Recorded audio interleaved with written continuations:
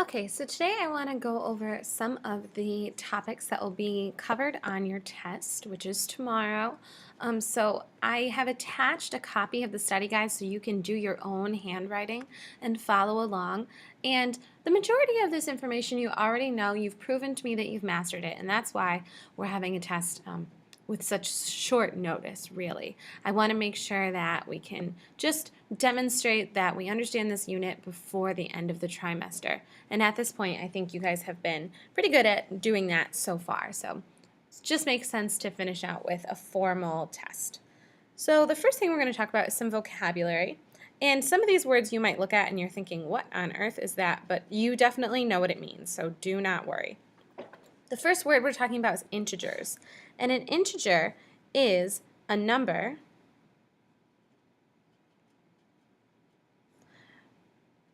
greater than or less than 0.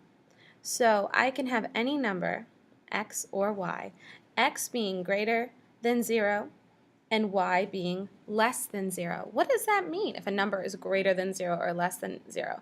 Well, it means a positive or negative number. That's all an integer is positive or a negative number. And you're not going to have to regurgitate these definitions.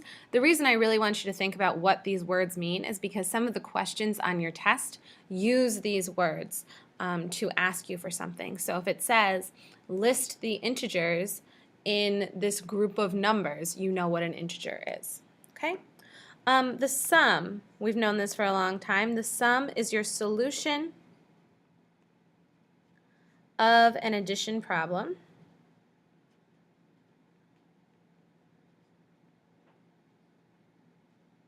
And once we know that, we think about our product, which is the solution of a multiplication problem, right?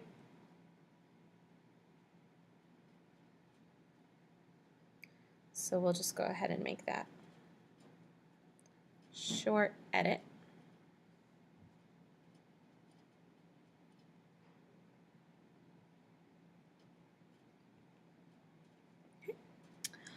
An opposite number. We talked about this a little bit in terms of coordinate graphing. For example, the opposite of the coordinate x comma y is equal to negative x, negative y. That's one example. The opposite of the coordinate x comma negative y would be negative x comma positive y. So what you're doing is you're finding the number pair on the other side of 0. So the opposite of any number, and let's call that number n, is the value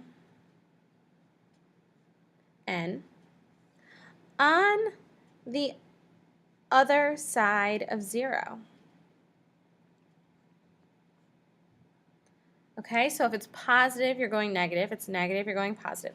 Think about a number line when you are thinking about opposite numbers, with 0 being the center point.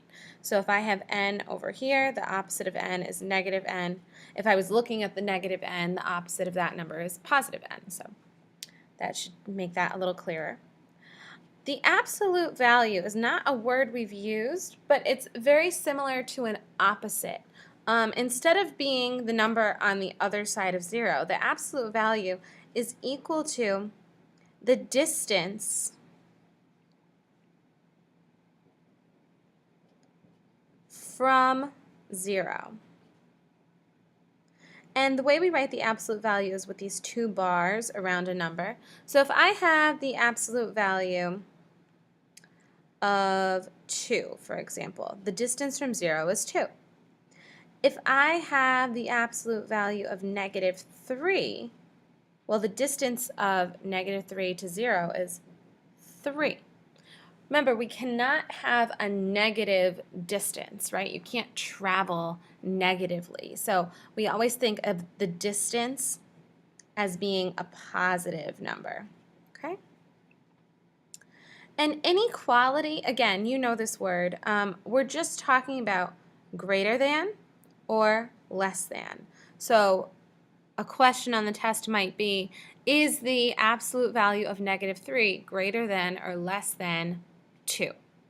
And it will ask you to fill in one of those symbols. Remember, the bigger number goes on the bigger side or the large opening, and the smaller number goes on the point, okay? All right, so that's pretty good for vocabulary. What you will also have to do on this test is label the parts of a coordinate plane. Some of those things might be the y-axis, the x-axis, things like the quadrants, 1, 2, 3, and 4. You may also have to name this middle point, which is actually 0, 0, and has its own special name, and that is called the origin. You may also just have to tell me that this is a coordinate point. Okay? And we know all the parts of a coordinate grid. You're also going to have to do some graphing of coordinate points, so I might give you a list of points in terms of x, comma, y, and ask you to graph them. There may also be points on a coordinate grid that you then have to give me the coordinate value in the correct notation, right? So with your parentheses, your comma, your close parenthesis, in the order x, comma, y. Integer operations. Now this is important. I'm going to ask you to do some operations, which are just addition, subtraction, multiplication, and division, with your integers. What are integers? They're positive and negative numbers. If you have this piece of notes in your notebook, I will allow you to use it on the test. Again, I will allow you to use it on the test. It must be complete.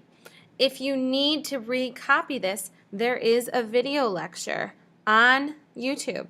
So go back to Podium, look for the video, and fill this in so that you are ready to go for the test if you feel like you're going to use this resource. Last thing is Pemdas.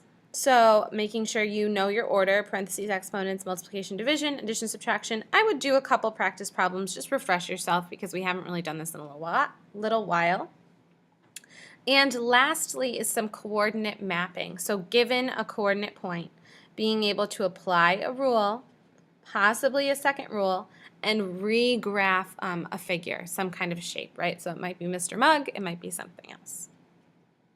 Okay, so this is your complete study guide review. If you go over this worksheet, fill it in yourself, follow along with the video, make sure again that you have this piece of information written down on a separate piece of paper so that you can use it for the test. You should be totally prepared for tomorrow's class. You shouldn't have any problems.